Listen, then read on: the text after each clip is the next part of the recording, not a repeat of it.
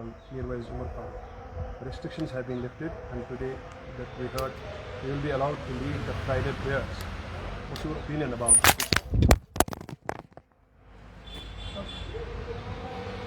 सबसे पहले तो गवर्नमेंट की तरफ से इस प्रोजेक्ट का मुकदम करते हैं। देर आए दुरुस्त आए, इतनी देर घर में उनको बंद रखा नहीं जाना चाहिए था। 2019 में हम में से कई या तो अपने घरों में बंद थे या घरों से बाहर लेके हमें कहीं रखा गया था। एक एक करके ज़्यादातर हम में से वो हैं जिन्होंने अदालत के दरवाजे खटखटाए और अदालत के ज़रिए हम बाहर आए। इस बार भी हुकूमत ने मीरवाइज साहब पे कोई एहसान नहीं किया।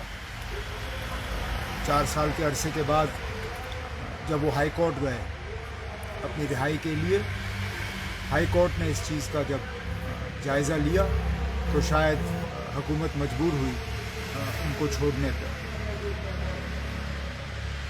4 साल उनको, जैसे मैंने कहा, किसी भी हालत में रखा नहीं जाना चाहिए था। अब बाहर आए हैं।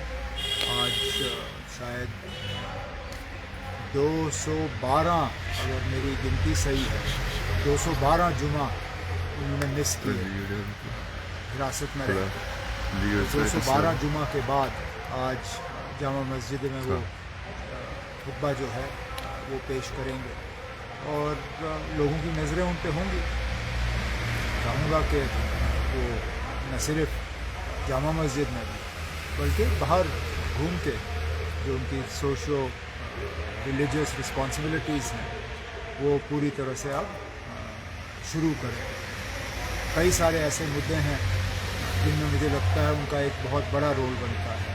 बिलखसूस जो पिछले दिनों से हम ड्रग्स की बात करते आए हैं, उसमें जो हमारे रिलीजियस लीडर्स हैं उनका एक बहुत अहम रोल बनता है। तो मीरवाइज साहब इसमें एक बहुत अहम रोल अदा कर सकते हैं। जो सोशल प्रॉब्लम्स देखने को मिल रही हैं उसमें भी उनका रोल कम नहीं है।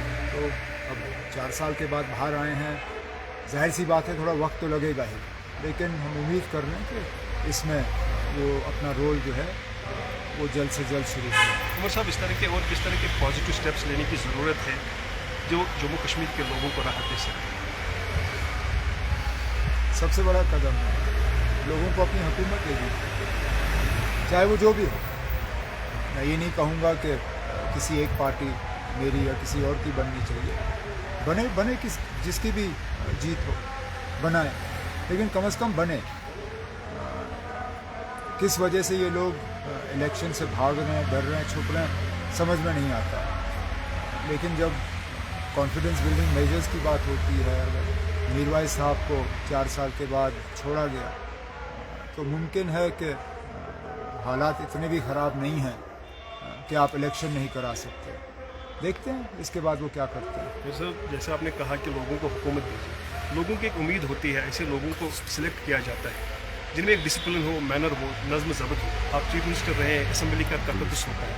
इसी तरह नया पार्लियामेंट बनाए, वहाँ पर लोग जो जाते हैं, आम लोगों का नज़रिया होता है एक इखलाकी लोग जाते हैं। लेकिन बदकिस्मती से आज जो बीजेपी के रमेश भदौरी ने बहुजन समाजवादी पार्टी के नासिर अली को खुले लफ्ज़ों में टेररिस्ट कहा।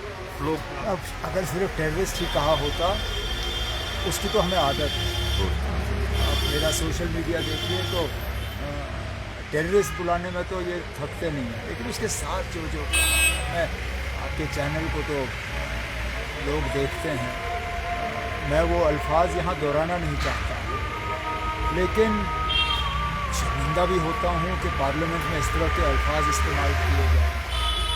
नाराज़ भी होता हूँ क्योंकि आखिरकार ये तमाम मुसलमानों के खिलाफ ही अल्फाज इस्तेमाल किए।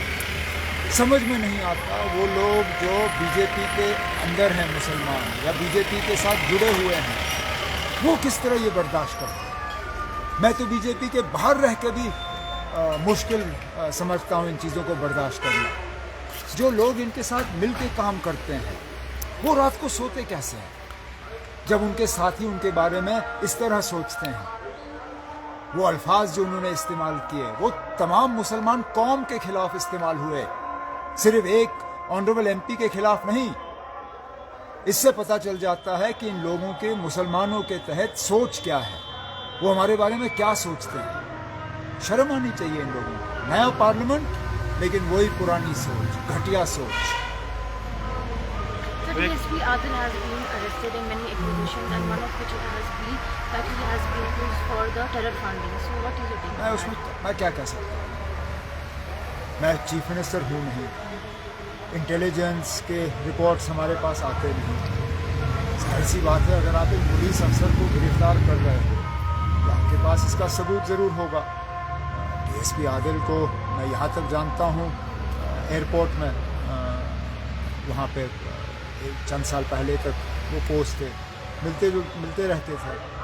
ہماری پارٹی کے ساتھ ایک خاندانی رشتہ ہے. میرے ایک سینئر ساتھی ہیں کوکرناگ کے، ان کے سن ان لا ہیں، تو اس حساب سے اس خاندان پہ کیا گزر رہی ہوگی اس کا بھی مجھے احساس ہے. لیکن اگر پولیس کہتی ہے کہ ان کے پاس اس سب چیز کا ثبوت ہے تو کریں کیس، اور جو عدالت کا فیصلہ ہوگا وہ سب کے سوا ہوگا. تو پھر اس میں ایک چیز یہ بات ضروری ہے، عام لوگ ہی این آئی اے ریڈ سے باقی اینٹی کرپشن فیس کیوں کریں؟ کوئی پولیس افسر ہی کیوں نہ ہو؟ اگر جینوئن ہے تو ٹرانسپیرنسی. جہاں اگر کسی کے خلاف الزام ہو تو اس میں تحقیقات ہونی چاہیے. کوئی قانون سے بڑا نہیں ہے. اور اس لیے پھر ہم مجبور ہوتے ہیں پوچھنے پہ کہ ابھی حال ہی میں ایک سینئر گورنمنٹ افسر نے اس حکومت کے خلاف جل جیون مشن میں 3,000 کروڑ کے گھوٹالے کا الزام لگایا. اس میں تحقیقات کیوں نہیں؟ اس میں ریڈ کیوں نہیں؟ اب اے سی بی کیوں سوئی ہوئی ہے؟ اگر الزام ہے تو الزام، میں یہ نہیں کہہ رہا ہوں کہ الزام صحیح ہے، میں کہہ رہا ہوں یہ الزام غلط بھی ہو سکتا ہے، لیکن الزام کی تحقیقات ہونی چاہیے، انکوائری ہونی چاہیے، انویسٹیگیشن ہونا چاہیے. یہ نہیں لگنا چاہیے کہ آپ کی A C B, E D, N I A, C B I یہ صرف اپوزیشن کے لیے ہے. عمر صاحب آنے لاسٹ کئی ساری چیزیں ابھی تک ہائی لائٹ کی گئی، کبھی بالا کوٹ، کبھی مندر مسجد، جب بھی الیکشنز آتے رہے بچا کچھ آپ کچھ نہیں، جیسے ڈاکٹر صاحب نے بھی لاسٹ ٹائم کہا تھا. اب تھوڑا سا اور ایک چیز ہائی لائٹ کی جا رہی ہے کہ سناتن خطرے میں ہے، جس حساب سے آج ایک ایم پی کو ٹیررسٹ کہا گیا، ایک جیسے آپ نے خود کہا ایک پرٹیکولر آئیڈیالوجی کے تحت مسلمانوں پر ایک. میں ان مذہبی فسادوں میں پڑھنا نہیں چاہتا. اتنا ضرور کہوں گا کہ کسی ایک فرد کے کہنے سے مذہب خطرے میں نہیں پڑتا. اب میں اسلام کی بات کر سکتا ہوں، کوئی کچھ بھی کہے، میں جانتا ہوں نا ہمارا مذہب کتنا مضبوط ہے. اسی طرح کوئی اگر ہندو مذہب کے خلاف کوئی بات کرے، میں تو یہ سمجھوں گا کہ وہ مذہب کسی ایک کے رائے سے بہت زیادہ مضبوط ہے. کیوں نہ اس کی رائے کتنی بھی مشکل ہو ہضم کرنا، لیکن اپنی جگہ تو میں یہ سمجھوں گا کہ اس کے کہنے سے مذہب پہ اثر نہیں پڑے گا. حالانکہ اس طرح کی باتیں ہونی نہیں چاہیے. ہم پولیٹیکل جو ہے لوگ ہیں، پولیٹکس پہ ہم ایک دوسرے کا وروଧ کریں، ایشوز پہ ہم وروଧ کریں، گورنمنٹ کی پرفارمنس پہ ہم وروଧ کریں، کسی کو اعتراض نہیں ہوگا. لیکن مذہب کو نشانہ بنانا یا کسی کی کے مذہبی جذبات کو جو ہے ان کو زخم دینا، یہ نہ ہمارے لیے اچھا ہے نہ اس ملک کے لیے اچھا ہے. عمر صاحب thank you very much for being with us. شکریہ.